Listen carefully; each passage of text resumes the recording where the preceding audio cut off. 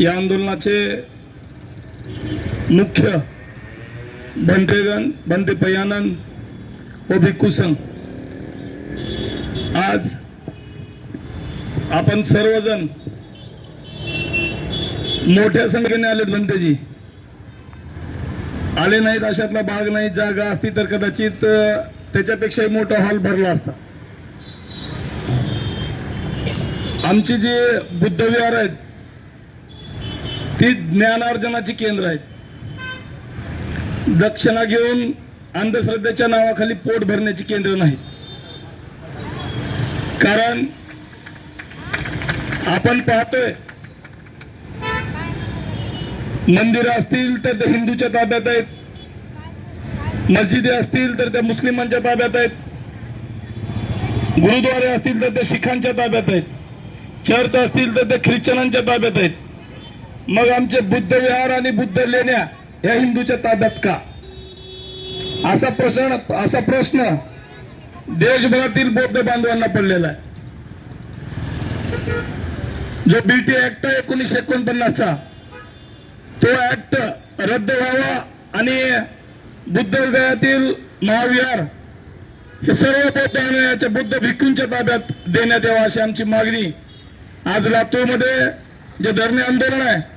भंतेजी हे धरणे आंदोलन एवढ्यावरच न थांबता मला वाटतं की याचं रूपांतर नंतर रस्ता रोको झालं पाहिजे, नंतर एखाद्या मोठ्या मोर्चात झालं पाहिजे आणि इथल्या मोर्चाने जर काही कानं नाही उघडले तर हाच मोर्चा मुंबईच्या दिशेने वळला पाहिजे.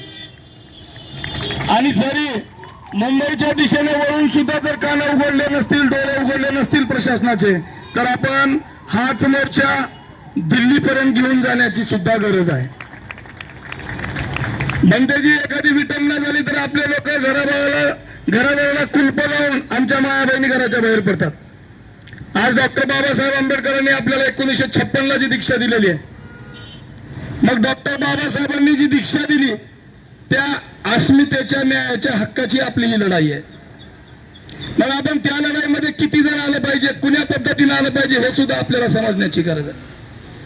मी लातूर जिल्ह्यातील सर्व आंबेडकरी जनता पक्ष संघटना, बुद्ध विहार, काही मंडळ असतील, सर्वांना आवाहन करू इच्छितो की आपण सर्वांनी वेगवेगळ्या प्रकारचे सोशल मीडिया ग्रुप सुद्धा करावे, जेणेकरून ज्यांना कुणाला माहिती आहे त्यांच्यापर्यंत माहिती नसेल अशा लोकांपर्यंत आपल्या ग्रुपच्या माध्यमातून माहिती पोहोचवण्यासाठी आपण प्रयत्न करावा. आज भंतेजींचं करावं तेवढं कौतुक कमी आहे. खरं तर हे पक्ष संघटनेच्या लोकांनी पुढाकार घेऊन आंदोलन करण्याची गरज होती, तर आज भंतेजींनी केलं त्याबद्दल मी भंतेजीचं आपल्या सर्वांच्या वतीनं मनापासून कौतुक करतो. भंतेजी हे आंदोलन तुम्ही सांगावं तसं प्रत्येक आंबेडकरी जनतेने तुमचं ऐकावं हे आजपर्यंत चालत आलेलं आहे. तुम्ही सांगावं की तनमन धनाने या ठिकाणी यायचं आहे. तुम्ही सांगायचं ह्या एरियाने इकडलं नियोजन लावायचं, त्या एरियाने तिकडलं नियोजन लावायचं. पण तुम्ही सांगावं भंतेजी आम्हाला की कुण्या पद्धतीने आंदोलनाची पुढली दिशा असेल, त्या पद्धतीची दिशा आपण सर्वजण मिळून ठरवूयात. कारण आता गरज आहे. मी तर एक बॅनर वाचलं की बौद्ध समाज जगेगा, बुद्ध विहार से पुजारी भागेगा, नहीं भागेगा तो हम भगाएंगे. त्याची बी आमची तयारी आहे भंतेजी. तुम्ही आदेश द्यायचा.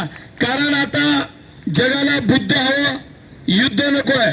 पण आमचं विहार जर कोणी घेत असेल तर आम्ही युद्ध सुद्धा करायची तयारी या ठिकाणी ठेवणार आहोत. भंतेजी आपल्या आदेशानं पुढच्या आंदोलनाची रूपरेषा दिशा आपण ठरवावी. तसं पूर्ण आंबेडकरी जनता या ठिकाणी आल्याशिवाय राहणार नाही. तुम्ही आज धरणे आंदोलन ठेवले म्हणून कदाचित कमी लोक आले. आपले लोक तुम्ही म्हणल्यानंतर नक्की जागतील. जागले नाहीत मान्य आहे, पण तुम्ही म्हणल्यानंतर नक्कीच जागतील. आता आमचे बंधूंनी सांगितलं आताच की साहेबांनी की भंतेजींचा खूप मोठा काम करण्याची पद्धत खूप मोठी आहे. महिला तर जागृत झाल्यात, पुरुष युवक सुद्धा जागृत होतील. जे झाले ते झाले, पण जे झाले नाहीत ते सुद्धा होतील अशी मला या ठिकाणी आशा आहे. आणि मी एवढंच या ठिकाणी बोलू इच्छितो की येणारं जे आंदोलन असेल त्याला कुणी तुम्ही सांगायची गरज नसणार आहे. फक्त एक फेसबुक पोस्ट, एखादा मेसेज, सगळे लोक घरादारासहित येणाऱ्या काळात येतील एवढी आशा या ठिकाणी व्यक्त करतो. धन्यवाद. जय हिंद. जय